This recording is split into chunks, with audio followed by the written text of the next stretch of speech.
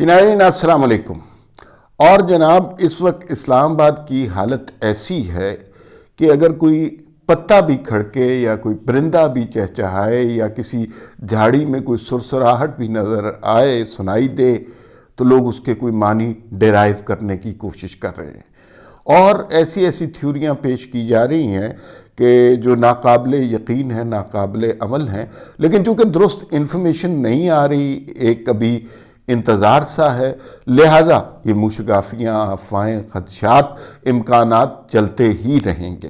معاملہ ایک ہی ہے، اور اس سے بڑا معاملہ گزشتہ برس میں کوئی بھی نہیں آیا، اور وہ یہ ہے آرمی چیف کی تعیناتی کا، کہ آرمی چیف کون ہوں گے۔ معاملہ اب بہت قریب آ گیا ہے، اب وہ جو پرانے والے دن تھے وہ گزر گئے ہیں کہ 3 مہینے پہلے تعیناتی کر دیں اور عمران خان صاحب الیکشن کروائیں گے، الیکشن کے بعد وزیر اعظم بنیں گے، وزیر اعظم کے بعد تعیناتی کریں گے۔ وہ سارے معاملات تو اب ختم ہو گئے ہیں، اب تو معاملہ کسی اور نہج پہ پہنچ گیا۔ اب تو چند دنوں میں آج یا کل سمری پیش ہونی ہے، اس کے بعد نئے آرمی چیف کی تعیناتی ہو جانی ہے، اور ہر شخص، ہر تجزیہ کار، ہر ریٹائرڈ آرمی آفیسر، ہر سیاستدان کے دل کے اندر امید کا ایک کنول کھل رہا ہے۔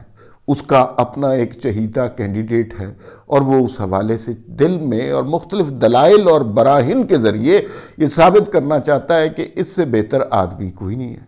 حالانکہ اس مقام پر، اس لیول پر جتنے لوگ پہنچتے ہیں سارے ایک جیسے ہوتے ہیں، اس میں اوپر نیچے والی بات ہی کوئی نہیں ہوتی۔ کوئی کسی سیاستدان کا یا کسی سیاسی پارٹی کا آرمی چیف نہیں ہوتا، نہ ہو سکتا ہے۔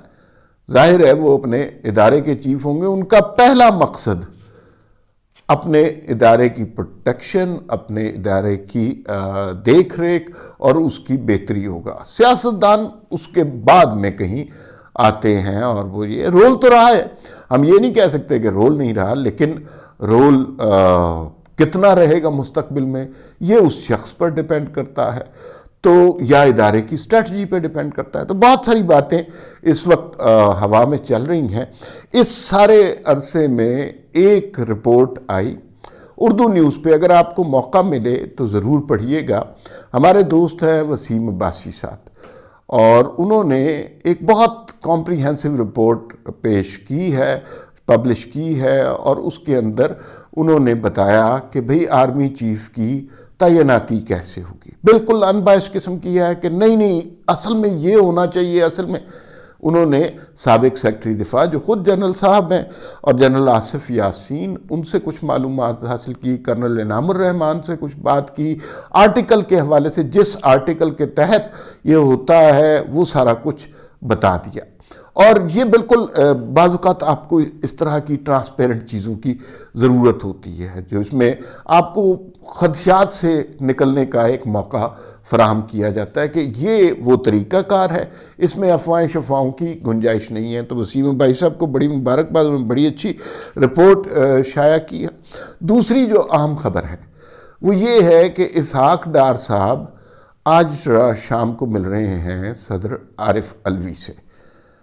اچھا، اسحاق ڈار صاحب تو ہماری اطلاعات کے مطابق وزیر خزانہ ہیں، لیکن کہیں کہیں یہ خبر سننے کو ملتی ہے کہ اسحاق ڈار صاحب نواز شریف کے بندے ہیں، بڑے خاص آدمی ہیں، اور مشکل وقت میں نواز شریف کے ساتھ لندن بھی رہے ہیں۔ نواز شریف کی آشیرواد سے ہی وہ پاکستان واپس آئے ہیں، اور ایک طرح سے وہ ڈیفیکٹو پرائم منسٹر بھی کا کام کر رہے ہیں۔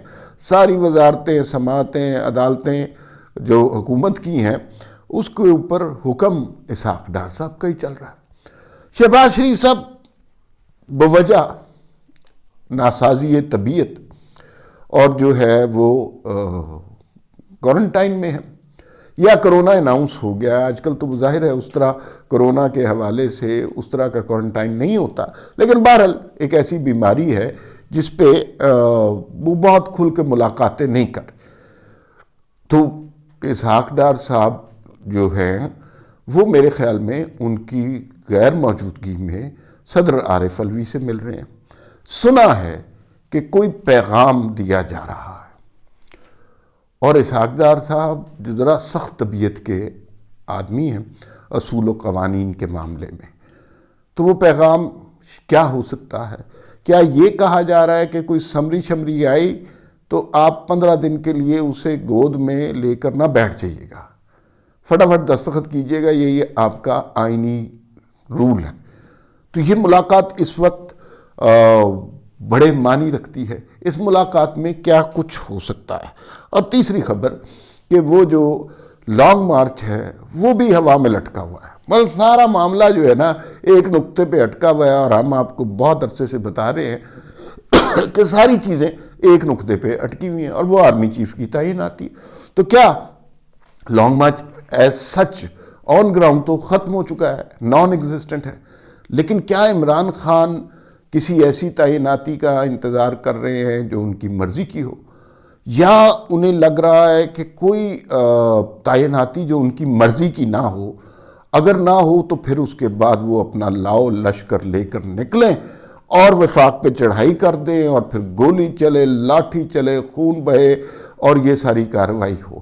حالانکہ ٹیکنیکلی وہ کہہ چکے ہیں کہ وہ 4 سے 6 ہفتے تک بستر سے نہیں اٹھ سکتے، کیونکہ ان کو گولیاں لگی ہیں 4، اور اس کے جو ہے ظاہر ہے انہیں بیڈ ریسٹ کہا گیا ہے۔ لیکن آرمی چیف کی تعیناتی عام معاملہ نہیں ہے، یہ کوئی 3 سال کے بعد معاملہ آتا ہے، اور یہ 3 سال کے بعد اگلے 20 سال کے لیے پاکستان کی سیاست کا، ریاست کا، معیشت کا رخ متعین کرتا ہے۔ تو یہ اتنا سمپل سا معاملہ نہیں ہے، اس کے اندر کافی مزید معاملات ہیں، اور اس پر مزید خان صاحب کے ری ایکشن کو دیکھنا ہے کہ وہ کیا کرتے ہیں۔ چپ چاپ جیسے وہ مورچہ بند ہیں آج کل اس طرح بیٹھ جاتے ہیں، یا پھر اپنی مرضی کا آرمی چیف تعینات نہ ہونے کے اوپر گالم گلوچ کا بازار کھول دیتے ہیں۔ یہ 3 خبریں ہیں جن پہ بات کرنی ہے۔ پہلی خبر وسیم عباسی صاحب کی رپورٹ کہ اصل میں یہ جو ہم کہہ رہے ہیں نہیں یہ ہو جائے گا، یہ ہو جائے گا، یہ ہو جائے گا، تو اس کے آرمی چیف کی تعیناتی کے حوالے سے ایکچول قواعد کیا ہے، پروسیجر کیا ہے، نمبر کس کا بنتا ہے، کس کا نمبر نہیں بنتا، یہ سب کچھ جو ہے اس رپورٹ میں بتایا جائے گا، بتایا گیا ہے، آپ ضرور پڑھیے۔ اچھا، جس آرٹیکل کے تحت آئین کے یہ تعیناتی ہوتی ہے وہ آرٹیکل 243 ہے، 243 نمبر، اور یہ بہت سمپل سا آرٹیکل ہے، اور اس میں آدھا پیج بھی آئین میں کوئی نہیں لکھا ہوا۔ البتہ اگر آپ نے درجہ 4 کے کسی ملازم کی تعیناتی کرنے ہو تو رولز اینڈ پروسیجر کے اتنے لمبے لمبے پھرے جو ہیں وہ آپ کو پکڑا دیے جاتے ہیں کہ ان قواعد و ضوابط کے تحت آپ کسی سرکاری ملازم کو رکھ سکتے ہیں، لیکن جو سب سے بڑی اپوائنٹمنٹ ہے اس کے بارے میں آئین میں کوئی بہت زیادہ کلیئرٹی سے بات نہیں کی گئی، ابہام سا رکھا ہوا ہے، اور کچھ چیزیں بٹوین دا لائن ہیں۔ یہ بات بڑی واضح ہے کہ اب الوداعی دورے شروع ہو چکے ہیں۔ الوداعی دورے جنرل باجوہ کے صرف شروع نہیں ہوئے، اور جنرل باجوہ تو ظاہر ہے کر رہے ہیں اور خدا حافظ کہہ رہے ہیں، لیکن جنرل ندیم رضا جو جوائنٹ چیف آف سٹاف ہیں انہوں نے بھی ریٹائر ہونا ہے، تو ان کے بھی الوداعی دورے شروع ہو گئے۔ یہ وہی جنرل صاحب ہیں جن کے بارے میں پچھلے دنوں ایک خبر آئی کہ ایک پی ٹی آئی کے سینیٹر بڑے شوق سے کسی تقریب میں ان سے ہاتھ ملانے گئے، ہاتھ چومنے گئے، گھٹنوں کو ہاتھ لگانے گئے، تو انہوں نے ہاتھ ملانے سے انکار کر دیا، اس وجہ سے کہ انہوں نے کہا کہ جو کچھ آپ نے ہمارے ساتھ کیا ہے اس کے بعد آپ سے ہمارا کوئی تعلق نہیں ہے، آپ نے ہماری عزت نہیں رکھی، تو میں آپ سے ہاتھ ملانا پسند نہیں کر سکتا۔ یہ ہے جی صورتحال۔ تو 2 پوسٹیں خالی ہو رہی ہیں، آرمی چیف کی اور جوائنٹ چیف آف سٹاف کی۔ 6 جرنیلوں کے نام پیش کیے جائیں گے، اور اس میں سے وزیر اعظم کا اختیار ہے، کلی اختیار وزیر اعظم کا ہے، کوئی اور بندہ نہیں، کوئی کچھ نہیں کر سکتا۔ صرف وزیر اعظم ڈیسائیڈ کرے، 6 نام ہیں، چاہے وہ ڈیسائیڈ کرے جی کہ جس پہ 10 آ جائے اس کو رکھ لے، چاہے وہ کہے پہلے والا، چاہے وہ کہے چھٹے والا، چاہے وہ 7ویں والا۔ ایکچولی تو وزیر اعظم کا اختیار یہ بھی ہے کہ وہ کسی بھی نمبر پہ کسی بھی شخص کو آرمی چیف لگا سکتا ہے۔ اچھا، جو گفتگو ہوئی ہے اس رپورٹ کے مطابق سابق سیکرٹری جنرل آصف یاسین صاحب سے، اور انہوں نے کچھ چیزیں کلیئر کی ہیں، اور یہ چونکہ راحیل شریف صاحب کی جب تعیناتی ہوئی تھی اس وقت بھی یہ سیکرٹری دفاع تھے، تو انہیں ایکچول پروسیجر کا پتہ ہے۔ ایک وہ پروسیجر ہے جو سوشل میڈیا پہ چل رہا ہے، ایک ایکچول پروسیجر ہے، اور ایکچول پروسیجر کے مطابق جو جانے والا آرمی چیف ہوتا ہے اس کا کوئی رول نہیں ہوتا، اس تعیناتی میں اس کا کوئی کردار نہیں ہوتا۔ مطلب وہ جو ہم کہہ رہے ہیں کہ ایک کینڈیڈیٹ جنرل باجوہ کا ہے اور وہ بڑا امپورٹنٹ کینڈیڈیٹ ہے، تو بھائی جانے والے آرمی چیف سے اس کے ڈیکورم کے مطابق ایک رسمی سی مشاورت ہوتی ہے جو کر لی جاتی ہے، لیکن کیا یہ ضروری ہے کہ اس کی مشاورت کو تسلیم کیا جائے؟ نہیں، ایسا بالکل ضروری نہیں ہے، بس رسمی سی مشاورت ہوتی ہے۔ پروسیجر کیا ہے؟ وزیر اعظم صاحب خط لکھتے ہیں۔ خط کسے لکھیں گے؟ آرمی چیف کو نہیں لکھیں گے۔ وزیر اعظم خط لکھیں گے وزارت دفاع کو کہ بھئی سمری بھیجیں، بندے لگانے ہیں، پوسٹیں خالی ہو رہی ہیں۔ وزارت دفاع آرمی چیف کو خط لکھے گی اور ان سے کچھ طلب کرے گی، کچھ نام طلب کرے گی، اور آرمی چیف کے لیے عموماً ہوتا ہے کہ اگر ایک عہدہ ہو تو 3 نام پریزنٹ کیے جاتے ہیں، 2 عہدے ہوں تو 6 نام پریزنٹ کیے جاتے ہیں۔ اب جو ہیں اس وقت جو ہمیں 2 عہدوں کی وزیر اعظم کو اپوائنٹمنٹ کرنی ہے، تو 2 عہدوں کے لیے جناب وہ کام شروع ہوگا۔ اس کا مطلب ہے کہ جو نام پریزنٹ ہوں گے وہ 6 ہوں گے۔ جو نام پریزنٹ ہوتے ہیں ہر افسر کے نام کے ساتھ اس کی سروس فائل ہوتی ہے، اور اس کے اندر بیٹھ کے اس میں اس کی کارنامے، اس کی پرسنالٹی، اس کے ٹریٹس، اس کی اچیومنٹ، اس کا کنٹریبیوشن، یعنی ایک طرح سے سی وی لگا ہوتا ہے کہ ماضی میں ان صاحب نے یہ کیا۔ میرا نہیں خیال کہ اس سٹیج پہ وزیر اعظم صاحب اس سروس فائل کو پڑھتے ہوں گے، اس لیے کہ نام تو ظاہر ہے وہ ڈیسائیڈ ہو چکا ہوتا ہے، تو وہ اس کی بیسس پہ یا کسی کے سی وی کی بیسس پر کسی کی نوکری کا فیصلہ نہیں ہو سکتا۔ تو وہ جو ہے وزیر اعظم صاحب جو ہے، بہرحال جو پروسیجر ہے کہ نام کے ساتھ سروس فائل لگی ہوگی۔ اچھا، یہ وزیر اعظم صاحب پھر اس کی منظوری دے دیں گے، ایک نام ٹک کر دیں گے کہ یہ نام ہو گیا جی فائنل۔ پھر یہ جائے گی صدر کے پاس۔ صدر کی منظوری ضروری ہوتی ہے، لیکن صدر کی منظوری ایسی نہیں کہ صدر جو ہے نہ کر سکتا ہے۔ آئینی طور پر صدر کے پاس کوئی اختیار نہیں ہے، اور صدر جو ہے زیادہ اگر اڑی کرنا شروع کرے، جو کہ چیف کے معاملے میں اسے نہیں کرنی چاہیے گی، پوری فوج کو، ابھی تو انہوں نے جنرل باجوہ کو ہی افینڈ کیا نا، پوری فوج کو افینڈ کر دیں گے۔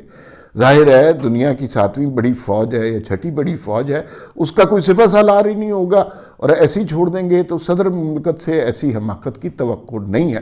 وہ جو اسحاق ڈار صاحب کی میٹنگ کی بات ہو رہی ہے وہ بھی اسی تناظر میں ہے کہ بھئی آپ نے یہ نہ ہو کہ آپ اڑ جائیں، پھر صدر صاحب آپ کدھر جائیں گے۔ اچھا، جو 6 نام ہیں وہ بڑے آبویس ہیں، بچہ ڈسکس کر رہا ہے۔ ایک ہیں جنرل عاصم منیر، جنرل ساحر یہ سینیورٹی کے اعتبار سے آپ کو نام بتا رہا ہوں، general Asim Munir, general Sahir Shamshad, general Azhar عباس، جنرل نعمان محمود، جنرل فیض حمید اور جنرل عامر ریاض۔ یہ 6 نام ہیں۔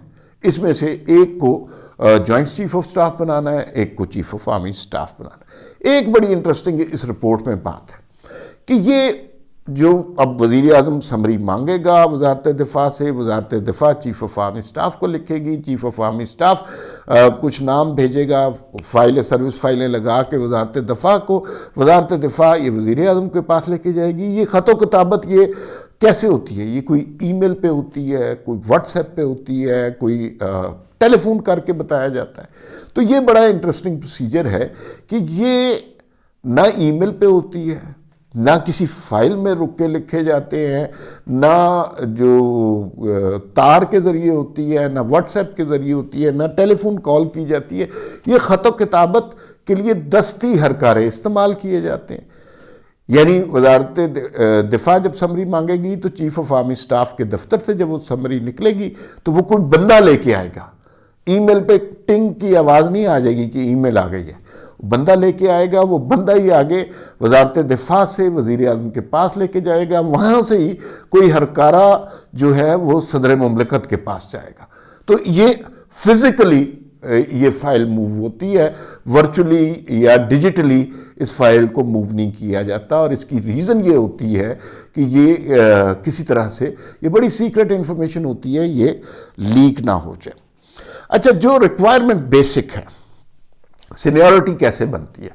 سینیورٹی ایسے بنتی ہے کہ جس تاریخ سے آپ نے کمیشن لیا ہے اس تاریخ سے آپ کا کریئر شروع ہوتا ہے، اور اب 30 سال بعد، اور جو آرمی کے افسران ہوتے ہیں جب وہ کمیشن حاصل کرتے ہیں انہیں اس وقت پتہ ہوتا ہے کہ انہوں نے ریٹائر کس تاریخ کو ہونا ہے، جو کہ بہت اچھی بات ہے۔ باقی محکموں میں بھی اسی طرح ہونا چاہیے، اسی طرح کا ڈسپلن ہونا چاہیے، تو انہیں ان کی سینیورٹی کا تعین اس وقت سے ہو جاتا ہے۔ اچھا، 2 ریکوائرمنٹ ہیں جو کہ آئین میں درج نہیں ہے لیکن ویسے ریکوائرمنٹ ہیں۔ ایک تو یہ ہے کہ جو بھی آرمی چیف بنے وہ فائٹنگ کور کا ہو، دوسرا یہ ہے کہ اس نے 1 سال تک کسی کور کی کمان کی ہو۔ تیسری بات جس پہ اختلاف اور تنازع نظر آتا ہے وہ جنرل آصف یاسین اور کرنل انعام الرحمان کے بیان میں نظر آتا ہے۔ جنرل آصف یاسین جو کہ سابق سیکرٹری دفاع ہیں، وہ کہتے ہیں کہ اس جنرل کے لیے آرمی چیف بننے کے لیے ضروری یہ ہے اس نے کسی عہدے پر توسیع نہ لی ہو، اور کرنل انعام الرحمان بڑے کریڈیبل آدمی ہیں اور ان کی بڑی عزت اور احترام ہے، وہ کہتے ہیں کہ بھئی ایسی کوئی شک نہیں ہے، تعینات توسیع لی ہو یا نہ ہو یہ کوئی نہیں ہے، بس وزیر اعظم کی مرضی ہے وہ کر لے۔ اچھا، یہ چونکہ آصف یاسین صاحب جو ہیں، یہ جنرل صاحب یہ شامل تھے راحیل شریف کی تعیناتی میں، تو وہ بتاتے ہیں کہ 2013 میں کیا پروسیجر ہوا تھا۔ 2013 میں 5 نام مانگے گئے تھے اور وزیر اعظم اس میں تیسرے نمبر پہ جو ہے وہ جنرل راحیل شریف کا نام تھا۔ تو اس کے بعد جو ہے وزیر اعظم صاحب نواز شریف صاحب نے کہا نہیں اور نام بھیجیں، 5 نام پہلے آ گئے، 5 نام اور آ گئے، 10 ناموں کی فہرست، اور وزیر اعظم صاحب نے پھر تیسرے نام کو فائنل کر دیا تھا جو جنرل راحیل شریف کا تھا۔ یہ ایک علیحدہ بات ہے کہ اس نام کو فائنل کرنے کے کتنے فوائد ہوئے، کتنے نقصانات ہوئے، بہرحال طریقہ کار یہ ہے۔ دوسری خبر جناب، اسحاق ڈار صاحب ایک طرح سے ڈیفیکٹو پرائم منسٹر بنے ہوئے ہیں، ہر وزارت ان کے انڈر ہے، بڑی سختی سے ڈیل کر رہے ہیں، بے ایمان آدمی نہیں ہے، ایمانداری سے کام کر رہے ہیں، محنت کر رہے ہیں، اس محنت کے نتائج ابھی تک موصول نہیں ہوئے لیکن محنت ضرور کر رہے ہیں۔ اور یہ جو آج ان کی عارف علوی صاحب سے ملاقات ہے، یہ سنا ہے کہ اسی ضمن میں ہے کہ آرمی چیف کی تعیناتی کی فائل جانی ہے وزیر اعظم ہاؤس سے صدر مملکت کے پاس، اور اس دوران صدر مملکت کی ہے تو آئینی ذمہ داری کہ بھئی یہ ایک فائل آئی ہے، آپ نے صرف دستخط کرنے، لیکن اڑ جائیں تو 15 دن کا یا 3 ہفتے کا ڈیلے پیدا ہو جائے گا۔ اور ماضی میں عارف علوی صاحب نے اس طرح کیا، وزیر اعظم کا حلف نہیں لیا شہباز شریف کا، وفاقی کابینہ کے حلف پہ کیا کچھ ہوا، پھر وہ جو ہے عدالتوں میں جاتے رہے، پھر چیئرمین سینٹ اور یہ وہ سارا معاملہ ہوا۔ تو ایک ذرا کہیں سے سخت پیغام دینے جا رہے ہیں اسحاق ڈار صاحب عارف علوی کو کہ یہ ملکی سالمیت کا معاملہ ہے، اس پہ سیاست آپ بالکل نہ کیجیے گا۔ آئین یہ کہتا ہے کہ وزیر اعظم جب دستخط کر دے، کسی شخص کو نامینیٹ کر دے، وہ شخص آرمی چیف بن جاتا ہے، تو آپ کے پاس جو تھوڑا سا اختیار ہے اس کو ایبیوز نہ کیجیے گا۔ لیکن پی ٹی آئی والے ہیں، وہ کچھ بھی کر سکتے ہیں، لیکن عارف علوی صاحب کا سافٹ ویئر کافی اپ ڈیٹ ہوا ہے اور وہ ان کو اپنی پینشن وغیرہ بڑی عزیز ہے، وہ اس کے لیے سب کچھ کر سکتے ہیں۔ تو یہ ایک ملاقات بڑی سگنیفیکنٹ ہوگی۔ اس سے یہ بھی لگتا ہے کہ چونکہ وہ نام ابھی تک خفیہ ہے، شاید جو لوگ توقع کر رہے ہیں وہ نام آرمی چیف کے لیے نہ ہو، کوئی سرپرائز ادارے کے لیے، پی ٹی آئی کے لیے اور صدر مملکت کے لیے سرپرائز ہو۔ پھر ملاقات ہوگی۔ اللہ حافظ۔